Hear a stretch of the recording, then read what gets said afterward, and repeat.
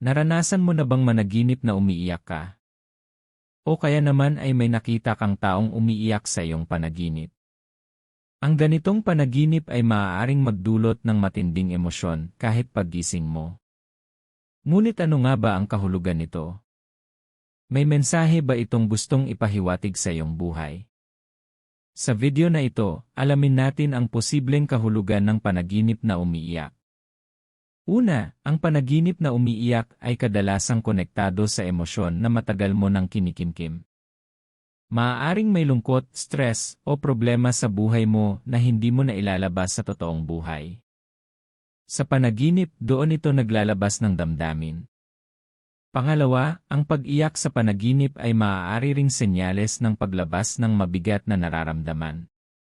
Para itong paraan ng iyong isip upang gumaan ang pakiramdam. Minsan, pagkatapos mong managinip ng ganito, maaari kang makaramdam ng ginhawa paggising.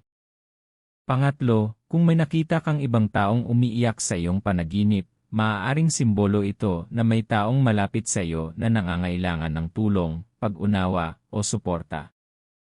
May mga paniniwala rin na ang panaginip na umiiyak ay hindi laging masama. Sa ibang interpretasyon, ito ay maaaring tanda ng paparating na magandang balita o pagbabago sa iyong buhay. Ngunit tandaan, ang tunay na kahulugan ng panaginip ay nakadepende pa rin sa iyong personal na sitwasyon at nararamdaman sa kasalukuyan.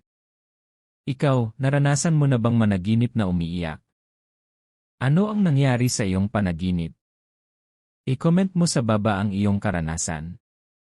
At kung gusto mo pang malaman ang kahulugan ng iba't ibang panaginip, huwag kalimutang mag-like, mag-subscribe, at pindutin ang notification bell para sa mas marami pang videos tungkol sa mga kahulugan ng panaginip.